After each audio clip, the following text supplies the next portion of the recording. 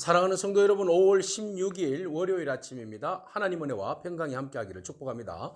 좋아요, 구독 꼭 눌러주세요. 천만 성도 큐티하는 그날까지 우리 함께 달려가도록 하겠습니다. 오늘 우리에게 주시는 하나님의 말씀은 고린도전서 7장 25절에서 40절까지의 말씀인데요. 우리 다 함께 35절의 말씀을 읽도록 하겠습니다. 내가 이것을 말함은 너희의 유익을 위함이요 너희에게 올무를 놓으려 함이 아니니 오직 너희로 하여금 이치에 합당하게 하여 흐트러짐이 없이 주를 섬기게 하려 함이라. 아멘.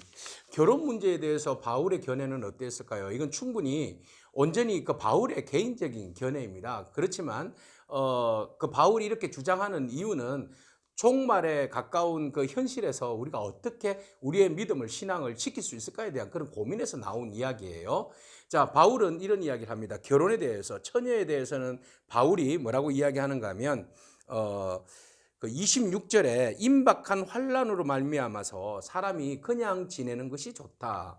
예, 처녀든 총각이든 그냥 결혼하지 아니하고 그냥 지내는 것이 좋다. 독신주의라서 그런 것이 아니라 임박한 환난으로 인하여서 그렇습니다. 그래서 예수 그리스도를 믿음으로 인하여서 굉장히 엄청난 그 환난을 경험하게 되는데요. 물리적인 환난과 그리고 그 박해, 로마의 황제로부터 그 박해, 유대인들의 박해 이런 것들이 엄청났잖아요.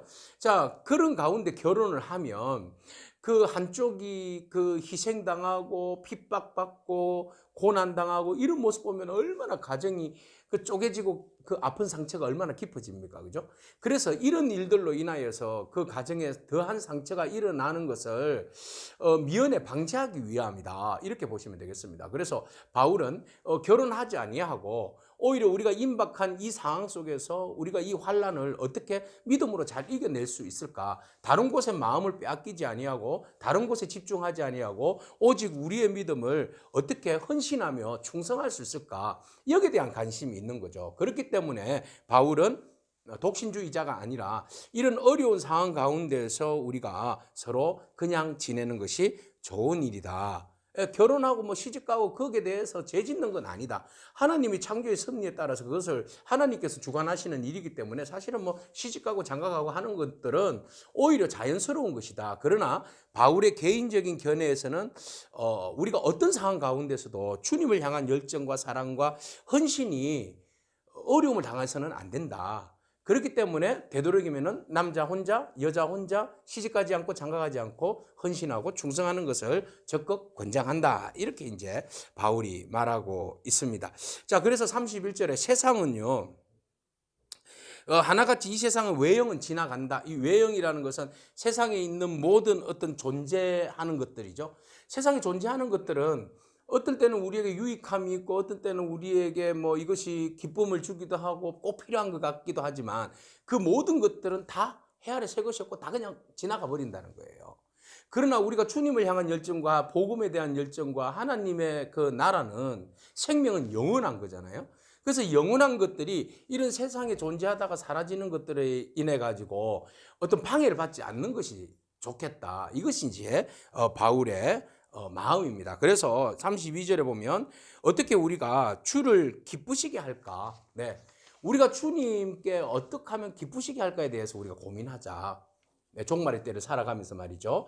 그것을 바울은 이야기하고 있어요. 그래서 34절에 우리가 결혼하고 장가가고 막 이렇게 신경을 쓰다 보면 우리가 거룩해지는 일들에 대해서 또 세상 염려에 빠지다 보면 우리가 그 마음과 생각들이 흐트러짐이 올 수 있다. 그래서 35절에 흐트러짐이 없이 우리가 주를 섬기기를 원한다. 또 37절에 마음을 정하기를 원한다. 우리의 마음이 오직 주님을 향하기를 원한다. 이렇게 말하고 있습니다. 그래서 바울은 38절 개인의 견해 그러므로 결혼하는 자도 잘하거니와 결혼하지 아니하는 자는 더 잘한다. 이랬어요. 바울이 독신주의자이기 때문에 독신했기 때문에 아마 이런 이야기를 하지 않았을까 이런 생각이 드는데요. 여러분 결혼했다고 결코 우리가 죄책감에 들을 필요가 없어요. 결혼 안 했다고 해서 뭐 또 다 다른 마음 품을 필요가 없고요. 그때 상황에 따라서 상황에 따라서 우리가 충실하면 돼요. 결혼한 사람은 결혼한 대로 아내를 즐거워하고 기뻐하고 함께 아름다운 가정을 이루면 되고요. 독신은 독신으로서 또 최선을 다해서 하나님이 우리에게 독신 가운데 주신 은혜, 그것을 누리면서 오직 우리가 결혼을 하든 하지 않든, 우리가 속해 있든 속해 있지 않든 온전히 우리의 마음은 하나님을 기쁘시게, 예수 그리스도를 기쁘시게, 오직 주의 영광을 위하여서 우리가 집중하는 그런 저와 여러분에게 축복합니다. 전혀 우리가 말씀 안에서 어떤 상황이 온다 할지라도 여러분 흐트러짐이 없도록, 정말의 어려운 때를 당한다 할지라도, 임박한 환난이 온다 할지라도 우리가 가지고 있는 가정과 그 모든 형편과 상황 가운데서 절대로 여러분 중심을 잃지 않는, 오직 임박한 종말 가운데서도 주님을 향한 사랑, 열정 변하지 않기를 축복합니다. 아멘. 기도하겠습니다. 하나님 감사합니다. 결혼과 재혼에 대한 바울의 그 사도적인 겉면을 바라봅니다.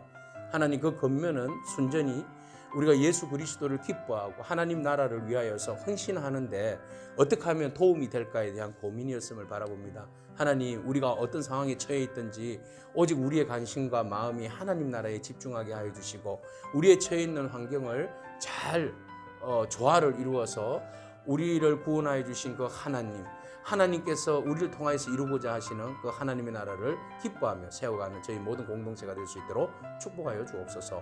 예수님에게 하신 이름으로 기도합니다. 아멘. 오늘도 믿음으로 승리하길 축복합니다. 아멘.